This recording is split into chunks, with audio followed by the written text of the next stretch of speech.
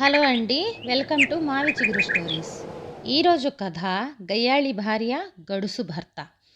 ఈ కథ మొదలుపెట్టే ముందు ఈ ఛానల్ని కొత్తగా చూసేవారు, ఇంతవరకు సబ్స్క్రైబ్ చేయనివారు తప్పకుండా సబ్స్క్రైబ్ చేసి సపోర్ట్ చేయండి. ఈ కథ పూర్తిగా చూసి మీకు ఎలా అనిపించిందో కామెంట్ చేయండి.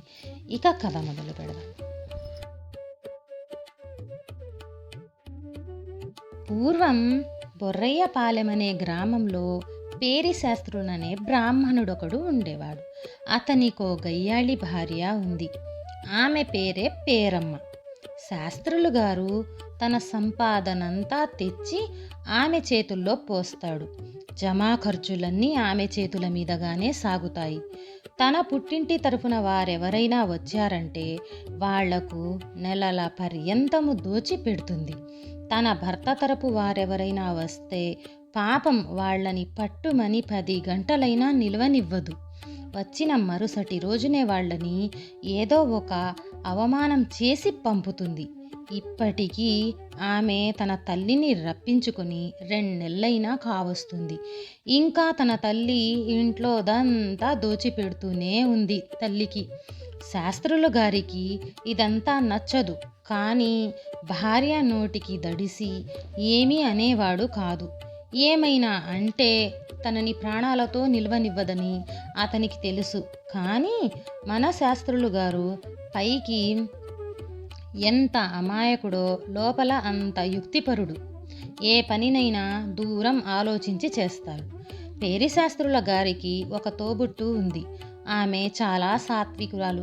బొర్రయ్యపాలెంకు 4 మైళ్ళ దూరంలో నివసిస్తుంది. ఆమె పేరు నరసమ్మ. ఆమె చాలా బీద కుటుంబీకురాలు. ఆమె భర్త భూస్వాముల పొలములను కవులుకు చేసుకుంటూ ఉంటాడు. నరసమ్మ ఎంత పేదరికంలో ఉన్నా తన అన్నగారిని ఏమీ సహాయం చేయమని అడిగేది కాదు.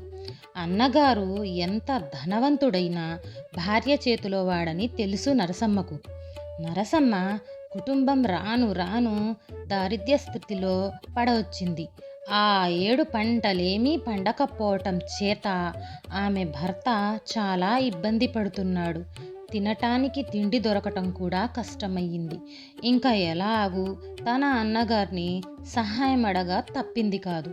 అందువల్ల అన్నగారికి ఏమైనా సహాయం చేయమని వదిన గారికి తెలియకుండా అడుగుదామని బొర్రయ్యపాలెం ప్రయాణమయ్యింది. పాపం ఆమె దురదృష్టమో ఏమో ఆ రోజునే శాస్త్రులు గారు ఏదో పని మీద పొరుగురు వెళ్ళాడు. నరసమ్మ అన్నగారింటికి వెళ్ళేసరికి తన వదిన గారు ఆమె తల్లి ఇంట్లో ఉన్నారు. ఈమెని గుమ్మంలో చూడగానే తల్లి కూతుళ్ళిద్దరూ అప్పుడే సూటీపోటీ మాటలు అనటం మొదలుపెట్టారు. నరసమ్మ ఆ మాటలు లక్ష్య పెట్టక ఇంట్లోకి వెళ్ళి వదిన అన్నయ్య ఏడి అని పేరమ్మను అడిగింది. దానికి పేరమ్మ, నువ్వు వస్తావని మీ అన్నయ్య కలగనలేదు అన్నయ్య అంటూ ఏదో మూటగట్టుకొచ్చావు పాపం అని అన్నది. మీ అన్నయ్య లేడు అన్నది. 4 మైళ్ళ దూరము ఎవరి కొరకైతేనో నడిచి వచ్చిందో ఆ అన్నయ్య లేడనగానే నరసమ్మ నిలువున కృంగిపోయింది. పైగా 2 రోజుల నుంచి తిండి కూడా ఏమీ తినలేదు. వదిన, మొన్న తిన్న అన్నం మెతుకులు, ఇంత అన్నం ఉంటే పెట్టవు అని నోరు తెరిచి పేరమ్మను అడిగింది. దానికి పేరమ్మ 100 సార్లు తిట్టి చిన్న రాతి చిప్పలో పాచిపోయిన అన్నం పెట్టింది.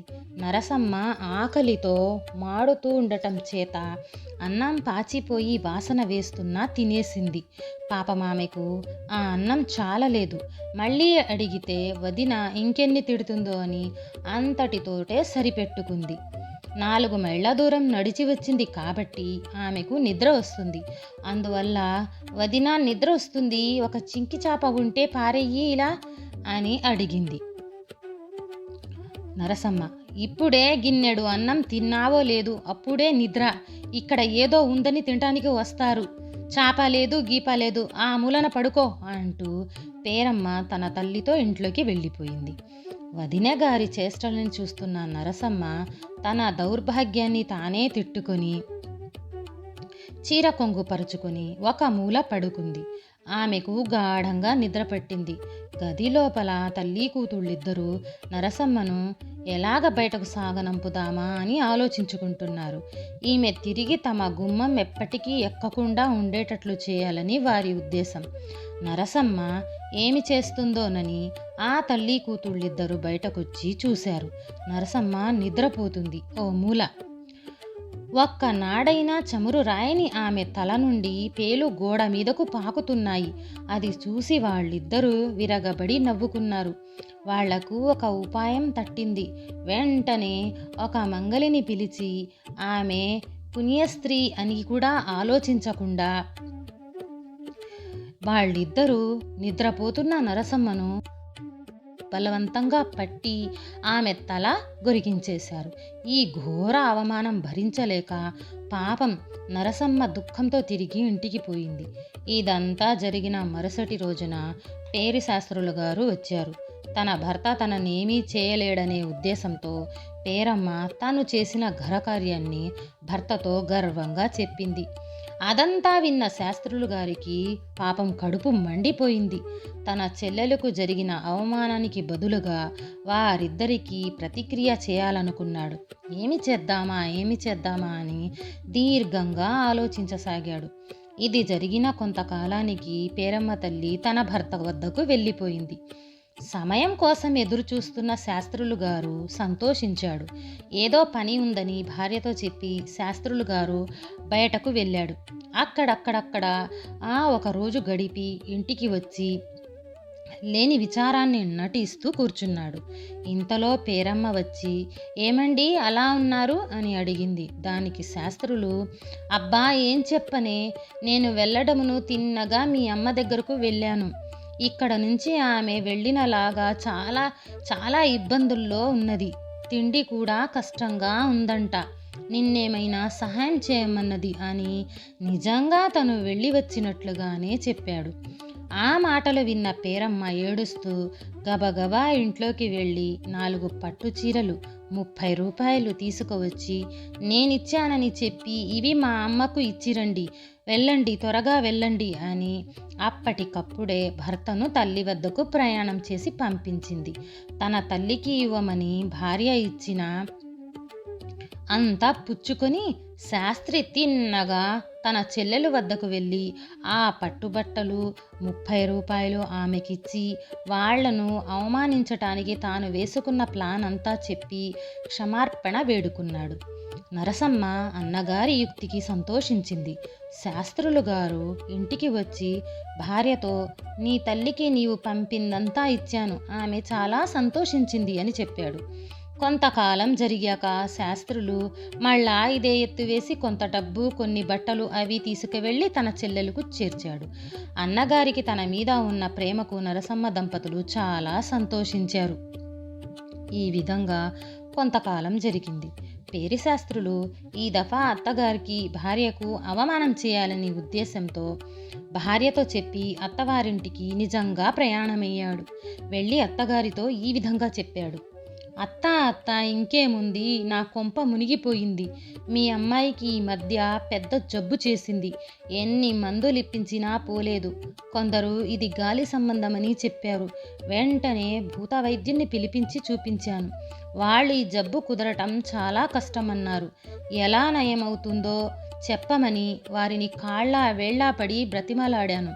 దానికి వాళ్ళు 9 మాసాలు మోసిని ఈమెను కన్న తల్లి తన తల గొరికించుకొని పేడ నీళ్లు ఈమె ముఖాన చల్లి చీపిరితో బాదుతూ నా కూతుర్ని వదిలిపోతావా పోవా అని తన కూతుర్ని చావబాదాలి. ఆమె ఎంత గట్టిగా కూతురిని కొడితే ఆమెను పట్టిన దయ్యం అంత త్వరగా వదిలిపోతుంది అని భూత వైద్యుడు చెప్పారత్త అని విచారం నటిస్తూ అన్నాడు. దయ్యాల మీద దేవర్ల మీద నమ్మకమున్న అత్తగారు ఇదంతా నిజమేనని నమ్మింది. వెంటనే కూతురి దగ్గరకు ప్రయాణమైంది. అప్పుడు శాస్త్రి నీ కూతుర్ని నేనే ఇక్కడకు తీసుకువస్తాను, నువ్వు రానవసరం లేదు. మేము వచ్చేసరికి నువ్వు తలగొరికించుకొని నేను చెప్పినట్లుగా తయారయ్యి ఉండు అని నేరుగా భార్య వద్దకు వచ్చేశాడు. భార్యనడిగి వెంటనే శాస్త్రులు విచారంతో ఈ విధంగా చెప్పాడు. ఇంకేముందే, మన కొంప మునిగింది. మీ అమ్మకు గాలి సోకిందంట. ఎన్ని మందులిచ్చినా పోలేదట. భూత్య వైద్యుణ్ణి పిలిపించి చూపించాను. ఆమె కడుపుకు పుట్టిన కుమార్తె తల గొరిగించుకుని చీపిరితో నా తల్లిని వదిలిపోతావా పోవా అని గొడ్డును బాదినట్లు మీ అమ్మను బాదాలట. ఏ మాత్రమైనా జాలి పడకూడదట. ఆ దెబ్బలు పడలేక దయ్యం పారిపోతుందని భూత వైద్యులు చెప్పారు. లేకపోతే మీ అమ్మ ఇక దక్కదట అన్నాడు. పేరమ్మ అది అంతా నిజమేనని నమ్మి గుండెలు బాదుకుంటూ మంగలిని పిలిపించి తల గురికించుకుంది. అప్పటికప్పుడు భర్తతో ప్రయాణమైంది. శాస్త్రులు గారు భార్యను అత్తవారింటి వద్ద దింపాడు. అత్తగారు కూడా తయారుగానే ఉంది కదా. కూతురు బండి దిగి ఇంట్లో అడుగు పెట్టిందో లేదో అప్పుడే తల్లి నున్నటి గుండుతో ఎదురయ్యి కూతుర్ని చీపిరితో బాదుతూ పేడ నీళ్లు ముఖాన కొట్టటం మొదలుపెట్టింది. ఇక పేరమ్మ తన తల్లి చేష్టలు చూసి భర్త చెప్పిందంతా నిజమే అనుకున్నది. వెంటనే బండిలో ఉన్న చీపురు తీసుకుని తను కూడా తల్లిని బాదటం మొదలుపెట్టింది. రాను రాను వాళ్ళిద్దరి మధ్య ప్రచండ యుద్ధం జరిగింది. చర్మం ఊడి రక్తం కారుతున్నా ఆగకుండా కొట్టుకుంటున్నారు. ఈ ఫార్సు చూసి అందరూ విరగబడి నవ్వుతున్నారు.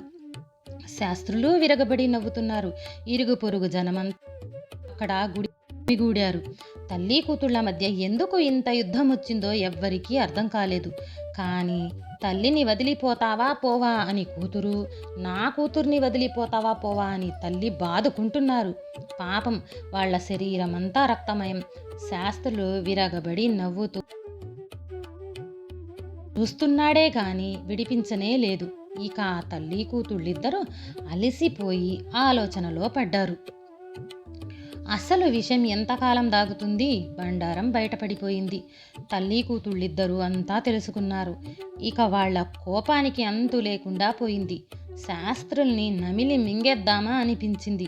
నీకేం పొయ్యే కాలం వచ్చింది, మమ్మల్ని ఇలా ఏడిపించావు అంటూ వాళ్ళిద్దరూ శాస్త్రుల మీద పడ్డారు.